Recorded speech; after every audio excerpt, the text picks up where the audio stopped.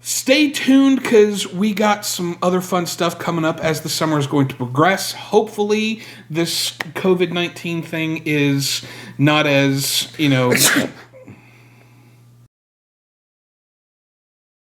There we go. All right. Hey. Are you ready? Cheers, mates. Cheers to you. Clink. Oh, boy. What is up, interwebs? Big Blue here. Matt, the Cutman, with me as always. And we have just got done watching Mass Effect 3. I mean Star Trek Picard, the finale episode of Season 1. So, Cutman. Yes. You spent about 40 minutes over there feverishly typing out some notes. What do we got? So I found it a satisfying conclusion to the story, albeit Not the story you wanted? just kind of paint by numbers almost. That's an incredibly apropos way to put it. Yeah. It's how the story really, I guess, should have ended. It was safe. Yeah. Yeah. Yeah, there was nothing outlandish about it. Yeah, there was nothing about the and full spoilers if you haven't seen the finale to season 1 of Picard, go and watch the finale because make sure we're recording with the right microphones this evening because if you watched last week's I have a microphone and you don't. so you will listen to every damn word you have to say. Yes. Anyway, sorry, tangent there. Yeah, it was the only thing about this episode that made me go, oh, hey, cool, was when Riker showed up. Yes! Yeah. Oh, it's Captain Riker in the chair. Yeah, in the chair. It wasn't on the Enterprise, but it was I forget the name of the ship. Some foreign name ship. Yeah, I don't remember what it was. But yeah, no, that was, all right, cool. And, I mean, did I think they were going to have this big epic space battle between the Jacques Vache and the Federation? No, I knew they weren't, because that's not what the show was. Right. But no, it was let's let the cooler heads prevail. Yeah. But it was really cool to see Riker show up with the Starfleet. Yeah, no, I really enjoyed that. But oddly enough, it was not my favorite moment of the episode. Oh? Would you like to know what my favorite moment of the episode was? You're keeping us all waiting. I am. We're jumping around here. We're not going through this beat by beat. But it was the conversation that Picard had with Data at the end when they were in the quantum simulation thing. The setting of that was kind of, okay, sure, why not? But the conversation itself, I loved. I got a little verklempt. Yeah, I got a lot verklempt. Oh, yeah, that was moving. Because that's the proper goodbye. It was the closure that Picard never got with Data. Right. Yeah. Because his end was so abrupt, and Picard was just heartbroken for all these years. Yeah. And I loved the comment that Data had talking about, in all of my desirings to be human, death is the most human thing. Friendship and family and all this stuff are treasured because they're finite, because they end. Right. And that's such an important message. It absolutely is. And that, to me, is the biggest takeaway from not only this episode, but this whole season. Yeah. So. Yeah. That was a good chord that was struck. You're a fan of The Good Place. Oh, yeah, I love The Good Place. Loved how The Good Place, and I loved how they were able to say, look, this heaven or the good place, this afterlife, right, can't be good if it's infinite. Yeah. There has to be finality. Yeah, it's like the line that he says in that finale of The Good Place when Jason says, go-kart racing with monkeys wasn't as fun as I thought it would be. For the 9th billionth time, sure. Yeah. The first couple of hundred times, it's like, woohoo! But after that, it's like, okay, I've done this. And it is. It's precious because it ends. Mm-hmm. And hearing Data talk about that from the standpoint, or from the perspective of an artificial intelligence, an artificial being, was really, really profound. It's just he completed his journey through humanity. Yeah. And that was the ending that we never got. Yeah, for sure. We got it now. Yeah. Everything else about this episode was kind of okay. Yeah. I like the reference to the Picard maneuver. Yeah, I figured. I saw that when she said that, and I think I went, "Oh, we talked about that last week." Yeah. And then Alison Pill's face when she realizes it, and she uses the hologram projector, and it's just her smiling. Oh, you mean the magic wand that the androids gave them? The MacGuffin. Yeah. It fixed it, didn't it? Yeah, I'm sure that David Tennant's looking for his sonic screwdriver somewhere, because that's basically what it was.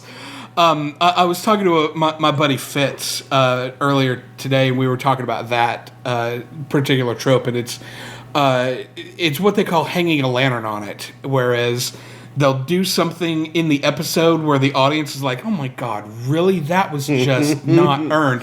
But the character makes reference to the fact that it's absurd. Okay, So like when they fix the ship and Rafi goes, what the heck just happened? And Rios goes, nothing that made any sense. And we're like, yeah, okay, I'll give him that. That works for me. I'm okay with that. No, I will say that it was very moving when all the characters were reacting to Picard's dying. If I didn't know that we have a season 2 already in production, that scene would have hit me a lot harder. I know. And it would have been... I hate that they announced we have season 2 already, because...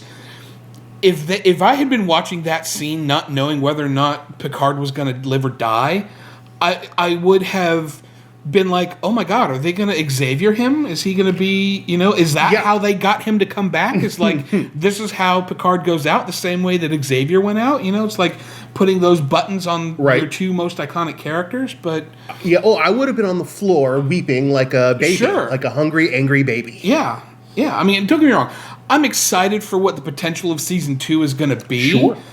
But I think had this just been a single one-off Picard's Last Ride series, I think it would have hit a lot harder, and I think it would have been a lot more effective. True. Yeah. True. It ended with a whimper and not a bang. Yeah, for sure. It definitely was. But I did not enjoy it. Yeah, well, no, it's like you do with Star Trek what I do with Star Wars. I'll watch it and be like, that was okay. How can I trick myself into thinking that I like this a lot more than it actually deserves? And I'm very guilty about that with Star Wars. But it's fine. We're fans, and that's what fans do. We want to love the things we love. And the fact that this, like you said, ended with a whimper, for a lot of people is going to... I think there's going to be some talkings on the internet about how this season went out. You mean people will talk on the internet? I know, right? Go figure that. What are comment sections like these days? Must be the most intelligent people ever. You should type in... Never mind, I'm not going to go there. We're going to keep this PG. Anyway...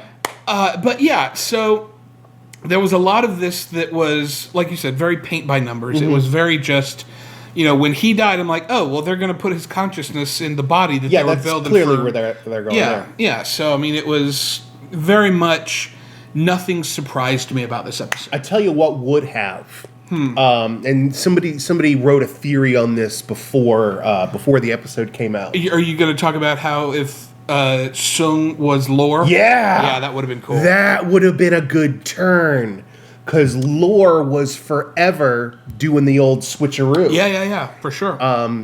And I just feel like that's a missed opportunity, because that would have been so cool just to see him, da-da. Yeah. Yeah, no, that would have been cool, and that would have definitely given that, ooh, I did not see that coming. Right. That would have been your, for you Game of Thrones fans, that would have been your red wedding moment, So what else you got on your little notepad there? I'd like to know. The nerd in me would like to know a little bit more about the Starfleet that just arrived, and they kind of just showed you generic ships. Oh, you mean how every ship in the fleet looked the exact same? Yeah. There were some modifications here and there. Nothing I really recognized. Yeah. What I want to know more about the ships. Yeah, no, that was definitely, I'm watching this going, wait a minute, did they just do the same thing, only with Federation ships this time? But, no, then we see Riker at on the thing, and I went, oh, the cavalry showed up with, 200 of the exact same ship. Yeah. So, but, yeah, no, I agree with you. My biggest, what the heck, about that sequence was, or as far as missed opportunities go, I think that there should have been some type of, fallout or reconciliation or something like that when Starfleet realizes that the head of Starfleet security was a Romulan spy. Well, maybe they'll address that in the second season. I highly doubt it, because they haven't addressed hardly anything that they've mentioned once and then moved on from in this. But so, what do you think was on the other side of that wormhole? Oh, you mean where Dr. Octopus was waiting for him to crawl through there? I don't know. That was the one aspect of this season that I'm really glad we didn't get to see it through to fruition, because I think it was one of the dumbest elements of this season. I would have liked more exposition on what that was. Is that the future? Is that something from the past? Is that another realm of existence? My theory is it's, doubling down on, the spore drive, being able to jump to other realities and stuff. Yeah. I think it's something along those lines. For those of you that haven't watched Discovery, sorry, spoiler alert. If we're at this point. Yeah. So yeah, I would have just liked more exposition on information on what that was. I made the wisecrack up top of our review here that it was Mass Effect 3, and it was almost beat for beat for story element by story element of the video game Mass Effect 3. Okay, well I don't know what that means. There's a video game called Mass Effect. I get that, and it's the third one in the series, and the story of that game is almost identical to what they did in the latter half of this season. All right. So, but anyway, yeah, no, I'm glad that was. I don't know. I think that the fact that they blatantly didn't show Soji the memory of, or the footage of Sutra killing what's her name, and he just turned her off and been like, okay, and now we're going to try and talk Soji out of doing it. Uh-huh. It's like, show her the footage. Her sister killed this other girl, and she'll stop. Right. But no, they had to wait for Picard to talk her down, because it's the name of the show is Star Trek Picard, not Star Trek Data's brother. Sung. What's his name? Sung. Yeah, that's his last name. What's his first name? I forget what the... Yeah, the brother, the other son is. Yeah. Yeah. Anyway, so it just was one of those... That lasted way too long, and it just was like... Okay, I get that they have to do this for the story aspect of it, but it was just... I don't know. Where do you think they're going to go with Picard now being synthetic? I don't know, honestly, because I have no thoughts. I know that Q is going to be in season 2 for sure at this point. Yeah, I mean, I don't know that for certain, but if he's the not, Doctor's going to be in season 2. Oh, is he really? Yes, Rob Picard is absolutely. That's fantastic. I love that. I wonder if they're going to age him down. Well, so okay, here's the thing: the Doctor is based on Doctor Zimmern, I want to say. Yeah, Dr. Zimmerman. Zimmerman. Yeah. So I imagine they haven't said if they're going to do a play on Zimmerman. Well, Zimmerman was in a couple of episodes of Voyager. Yeah, and DS9 too. Oh, was he in DS9? Yeah, he was. Oh, okay. He's the one that outed Bashir as being enhanced. Oh, okay. That's something. That's so Zimmerman. Well, because they were, not to get off on a tangent. Yeah. They were looking at Bashir as being the EMH Mark II. Oh, okay. Instead, they went with Andy Dick. Yeah, good choice. That's who you want operating on you in a starship battle. God damn it. Sorry. The guy making dick jokes in the corner is... Yeah. But anyway, so, yeah, it's possible that you have... No, they did. It was Andy Dick. Yeah. Okay, all right. I know. Okay, all right. Andy Dick makes dick jokes. Oh, you're right. No, okay, yeah. No, I had forgotten about that. Yeah, no, he got in some trouble there for a little bit, didn't he? Anyway, sorry. So it's possible that you have Zimmerman, who is aged normally, and then you have the Doctor, who would obviously not be aged. Yeah. It's interesting, though, because Zimmerman in the show, when he was on Voyager and DS9, is about the same age that Bob Picardo would be now. Yeah. You know, so it'll be, I don't know, it'll be interesting. So anyway, that will, it'll be good to see, you know, Seven and the Doctor reconnect. Right? Yeah. So. Big Jack, don't knock, just come. Yeah. For all you Interspace fans out there.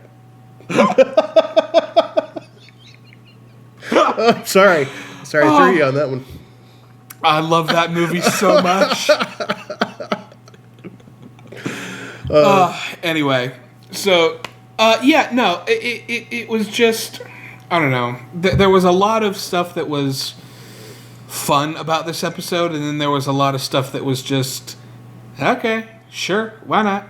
But you know, it was an entertaining 10 episodes. It was very satisfying. I really enjoyed it. Yeah. And I love the Picard character. Yeah, oh yeah, for sure. And I liked that we saw some growth from him over the course of the show. Because I was thinking about, I had a lot of time to think, because I did not like last week's episode at all. I thought it was especially what's her name being able to do the mind meld, and that was just for no other reason than they had to come up with some way for them to know what the symbol, the message actually was, and if you know, according to that logic, I can learn how to do a mind meld, you know, if I, you know, study and practice hard enough, as opposed to it being hard-coded into the DNA of what it is to be Vulcan, you know. So I don't know, that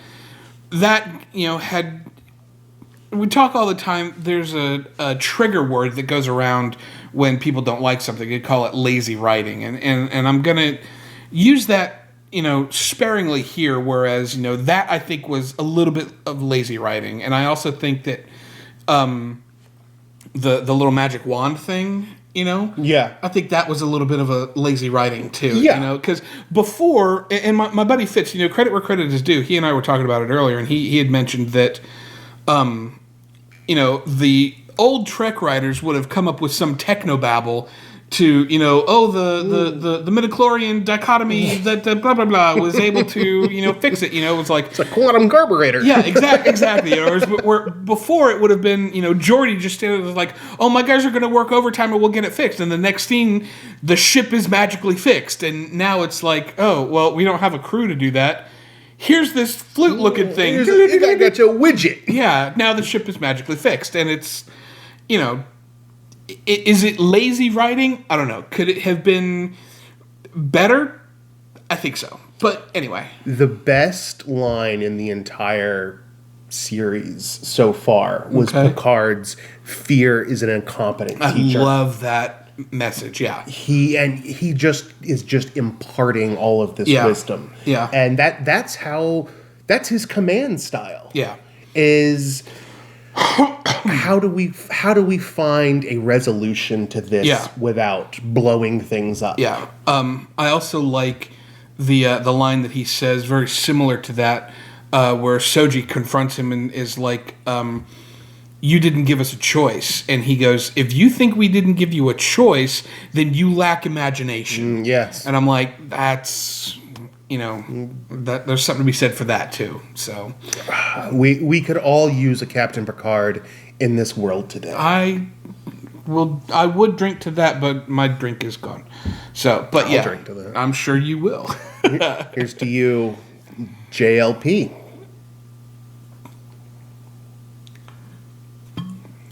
There was nothing in there. Well. Anyway, Well, anyway, those are our thoughts. Do you have any closing thoughts? Or I think end on, we could use a Picard in the world today. We could absolutely use Picard in our world today. Yeah. His way of thinking. Go back and watch Next Gen. Watch how he... a course could be taught on conflict resolution. I tried watching Encounter at Farpoint the other... Yeah. Some of those early episodes. Maybe start season 2. Yeah. Start where Riker has the beard. Once Riker has the beard, they're locked in. God. I got about halfway through that episode and went, well, no wonder they got rid of Tasha Yar. That's just bad. How dare you? Sorry. Go back and watch Encounter at Farpoint, dude. Tell me you don't feel the same way. Anyway, those are going to be our thoughts on the finale of Picard Season 1. Drop down in the comments there and let us know what your thoughts are. Do you agree with us that this season was fine? Did you love it? Did you hate it? Not the season was phenomenal. The finale was fine. Fair enough. We'll go with that. So drop your comments down below either way. Whether you loved it, you hated it, you thought it was fine, you thought it was phenomenal. Let us know. Join the conversation so that we can have a civilized discussion about this show and this universe that we all know and love. Subscribe to the channel just by clicking right here. You can find one of our other fun reviews. I'll put the link to the entire Picard playlist right here. You can watch that. Stay tuned because we got some other fun stuff coming up as the summer is going to progress. Hopefully this COVID-19 thing is not as, cut. That's it. Done. That's it.